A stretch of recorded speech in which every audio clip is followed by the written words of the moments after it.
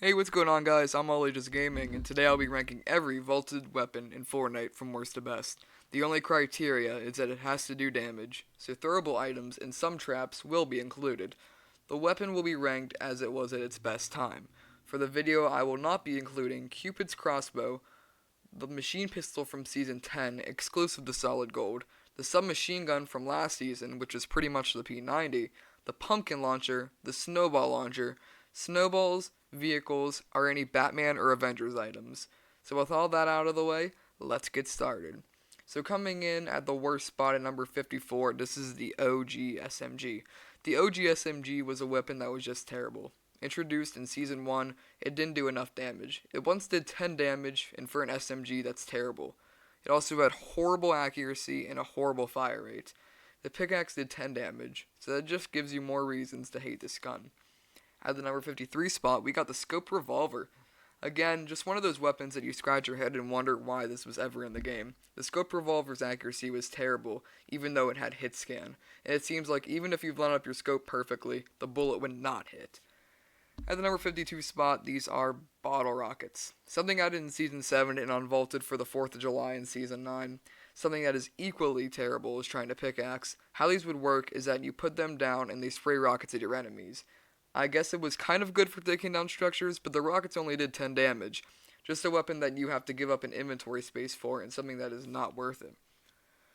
Next up at the number 51 spot, these are stink bombs. Stink bombs are the utility weapon that is just terrible. The only true way for them to work is if you throw them in the middle of a build fight, and it would deal 7.5 damage per second. It just wasn't practical. It was easy to get out of, and it wasn't blinding like smoke grenades. So for instance, you couldn't pick up your teammates in the middle of them. Now, topping out the number 50 spot, this is the automatic sniper.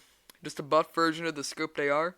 Took medium bullets instead of heavy, so you have to waste AR bullets, and they don't do enough damage for a sniper. Next up at number 49 is the scoped AR. It's an AR with a scope, but the scope doesn't let you see far at all. It's kind of like the semi, but we're going to get to that later. The fact that the scope range is so short kind of makes this scope useless. Picking up this gun early game, okay, but snipers were common when this was in the game for later, and you couldn't really use this as a sniper. You also have to sacrifice AR ammo to use this, so if you're low on ammo and have a scar, then your bullets will get drained quickly. Coming in at the number 48 spot, we have the Ceiling Zapper. It's a first look of a trap in Fortnite. Introduced way back in 2017, the Ceiling Zapper was just terrible. It honestly wouldn't be so bad if it wasn't so noisy. You could easily hear it outside of a building, so when you walked into a doorway, you were expecting it. Next up at number 47, we have the Wall Dynamo. It's the same reason why the Ceiling Zapper is so low. It has good damage, but you can easily hear it.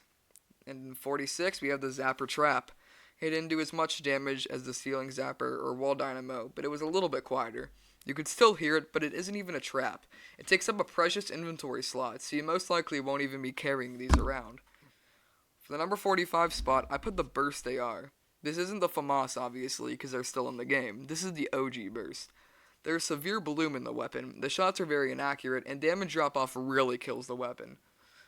Next up at number 44, we have the Fiend Hunter's Crossbow. This was mainly used to fight husks and Fortnitemares, and it did that pretty well. But against players, not so much. It did 40 to the body, and compared to other crossbows that did well into the 70s to the body, this is a piece of garbage. Did I also mention that it does just 1 structure damage? That's just terrible. Now for the number 43 spot, this is the gray through blue revolver. The accuracy on these things are terrible. It has a recoil, it's extremely loud. What else more is there to say? You won't be using this late game. But the one thing that keeps it from being even more low is the fact that you can use it early game to one-shot somebody. Yes, it could do 104 to the head, making it a good starter weapon, but something you would definitely not use late or even mid-game. So coming in at number 42 spot, actually just right above those revolvers, it's going to be the purple and gold revolver. It's the same reasons as the gray through blue revolver. It's higher than it, of course, because it does more damage, but the accuracy on revolvers are just terrible. Next up at number 41 spot, these are the gray through blue infantry rifles. Introduced in Season 7, these things used to have bullet drop like snipers. Bullet drop for an AR. Come on, Epic. The damage on these things were terrible. It didn't have hit scan, it had a low magazine of 8, and its structure damage was terrible. Topping out the number 40 spot, we have the 6-shooter. It had better accuracy than the Revolver, shot quicker, but just wasn't good. If you need to use this close range, you can, but you can't for the Revolver too well. Damage drop-off is another thing that affects this gun. If damage drop-off wasn't a thing, then maybe it would rank a bit higher, but it is a thing that I have to take into consideration. Next up at number 39, we have the Thermal AR. It was pretty much the same thing as the Scoped AR, but it did more damage, and you could see the body heat of other players. It's not great, but it's honestly just not good at all. Coming in at number 38, we have the Crossbow.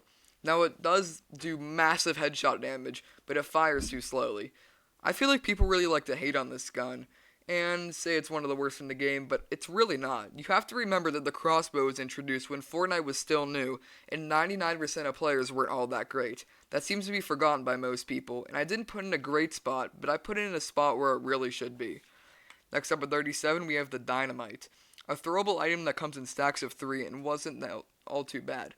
Now, there were better options, like an RPG obviously, but if you couldn't find an explosive, this wasn't bad. Its damage to players was 70, that's not too bad, and it also one-shots every single build. Using it in a build fight was really useful, and it could use to knock down structures.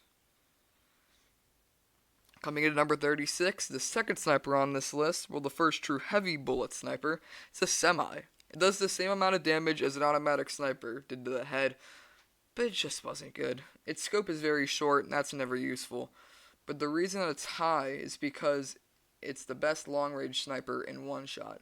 A hunting rifle is obviously better for close range, but for mid-range and long range, you have to put out a sniper, at least in the number 40 spot or higher, just because it has 10 bullets in its magazine, and it does at least 50 damage. So, that's why it's very practical. Next up at the number 35 spot, this is the Mounted Turret. Alright, I think this is going to be mixed opinions right here, honestly. Because when it first came out, it was absolutely broken, no cooldown. There was an unbreakable shield covering your face and head, so you couldn't get sniped in the front. But then major nerf made it bad. Now it has a long cooldown. The shield is gone, making it useless. But I'm kind of glad now it's in the vault. Coming at the number 34 spot, I think this is going to be another controversial pick. This is going to be the Gray through Blue RPG. 70 damage for an explosive is pretty bad, and I know Dynamite has 70 damage, but you don't have to use a rocket for it. Rockets are very precious because you can only hold 13 at a time. Dynamite also has a bigger splash range than the Gray through Blue RPG.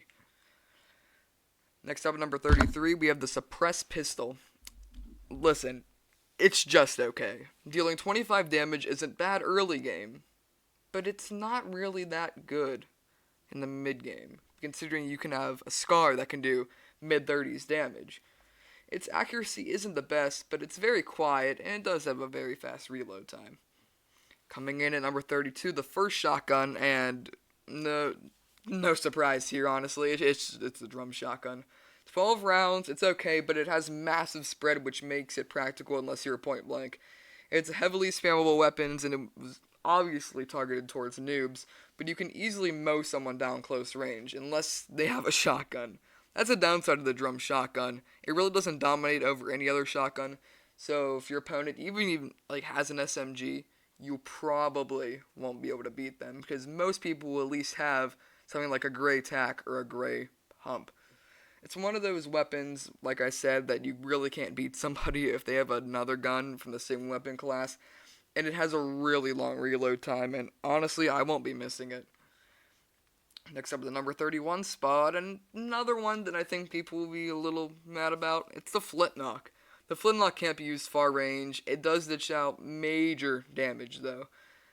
It has a long reload with a magazine of only 1, and is pretty inaccurate. It's not terrible, however, because if you're going to use it early game, you can honestly dish out a lot of damage. Even with someone who has 100 health, 50 shields, you can still one-shot them.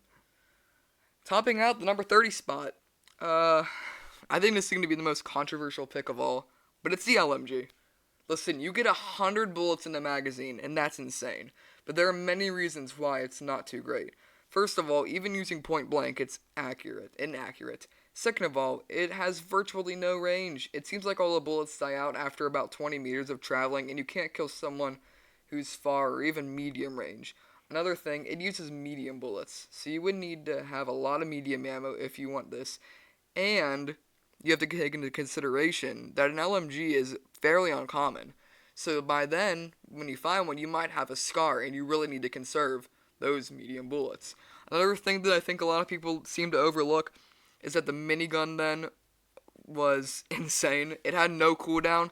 You could just keep spamming all 999 bullets that you would have if you had a full mag, and those two were in the same into the same time. And honestly, the minigun was just a better pick. Coming in at the number 29 spot, we have the Storm Flip. The Storm Flip is a great weapon, and I hate to put it this low.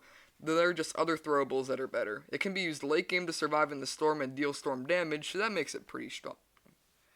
Next up, the number 28 spot, we have the Proximity Grenade Launcher. A gun I always liked, but never thought was the best. I feel like this weapon is a little bit too much hated on, though. It's a grenade launcher with a scope, but it only holds 2 rockets in its magazine instead of 6. It only does 70 damage versus 100, but overall, it's a pretty average weapon and can be used very, very well.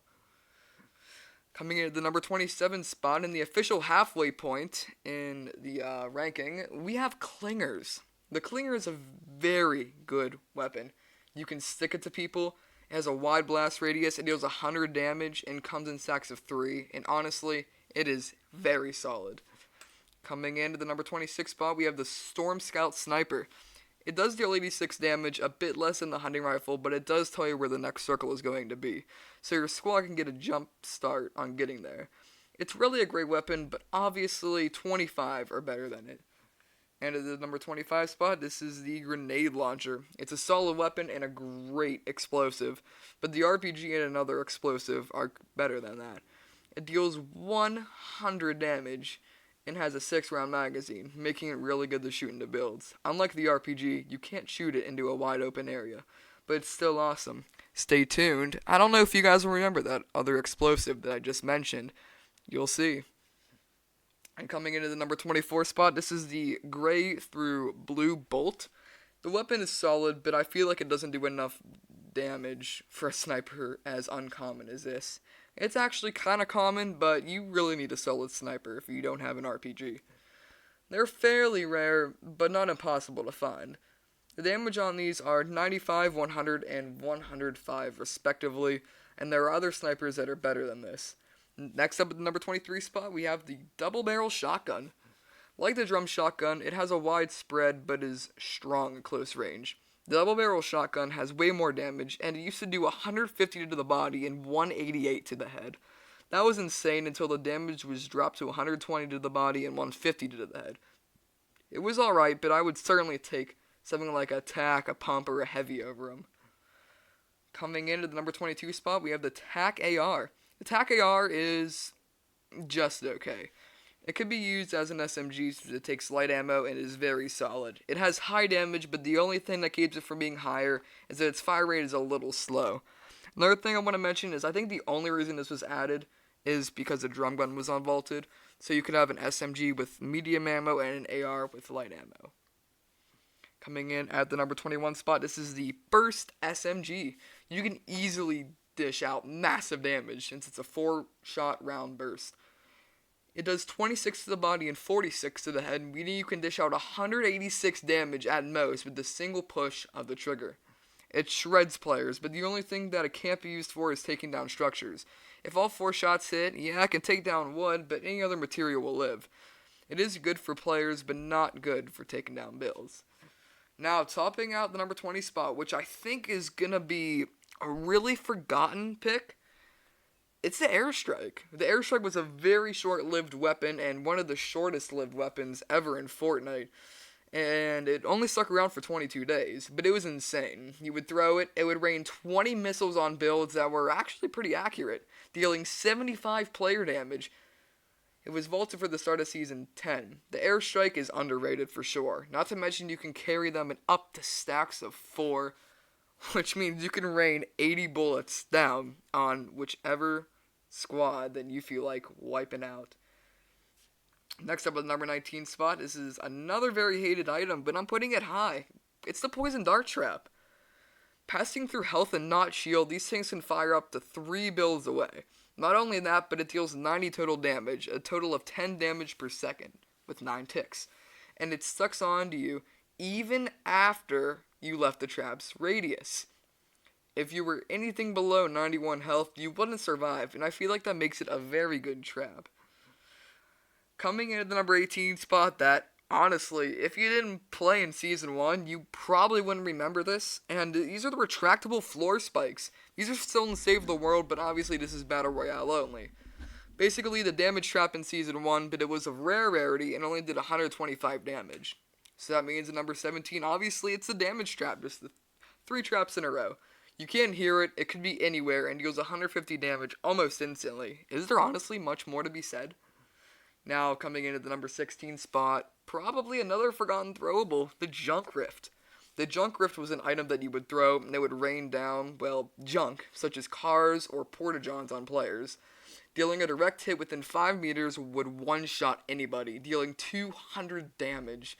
Dealing a close hit between 5 to 10 meters would do 100 damage. It one-shot all builds, meaning if you threw it at the bottom of a build fight, it would destroy everything. Not to mention it came in stacks of 2, and could stack up to 4, making it easy to get a quick kill or even an easy squad wipe if you had 2 of these. Next up at the number 15 spot, a very solid weapon, the purple and gold infantry rifle. These were added and they received hit scan, which basically changed the entire community's perspective on infantry rifles. The magazine size was increased to 10, and it would deal out 42 and 44 damage, respectively, and had a 2 times headshot multiplier, meaning you can deal out massive damage. It was also super accurate, and it was semi-automatic. Coming in at the number 14 spot, I feel like I would not criticize you if you were to flop 14 and 13 around, but obviously you guys saw in the thumbnail, 14's the Deagle, also known as the hand cannon. The Deagle was an insane weapon. It was a pistol that took heavy ammo and did 78 damage to the body. This was a good weapon, and if you couldn't get a sniper, these were perfect for long range and were super accurate. Next up, the number 13 spot. Like I said, I could see anybody flip-flopping these two, but I prefer the number 13 spot, which are the dual pistols. I don't understand why these were removed, and I think they would be perfect in today's meta. Dual pistols were 2 pistols that would shoot one after another. They did damage in the mid-40s per shot, meaning you could deal up to 176 per press of a trigger if both shots hit to the head. They were pretty accurate, but only held 9 shots. While technically 18, each pistol shot counted as 1, but you had to fire both pistols at a time. Coming in at the number 12 spot, this is the little mystery explosive that you guys might have forgot about. It's the quad launcher. Dealing 84 damage, these could rain rockets down on your enemies and just destroy structures. If only 3 shots hit, the enemies were sent back to the lobby. If I gave my honest opinion, I like these better than RPGs. Next up at the number 11 spot, I could also see people flipping 11 and 10 around. But for 11, I put the purple and gold bolt. These things have seen their fair share of being in and out of the vault, but they are very good. They have a faster reload time than heavy snipers, and are arguably better now because of the heavy sniper nerf. Topping out the number 10 spot, like I said, you could flip-flop these around if you want. I would probably agree, depending on how you could use them. But it's a hunting rifle. Arguably the best sniper in the game now because the heavy sniper nerf. Hunting rifle does everything right. It probably is the best sniper in the game, like I said before, but it only does 91 to the body, but that's still okay. It can one-shot to the head, and its reload time is 1.8 seconds for a sniper.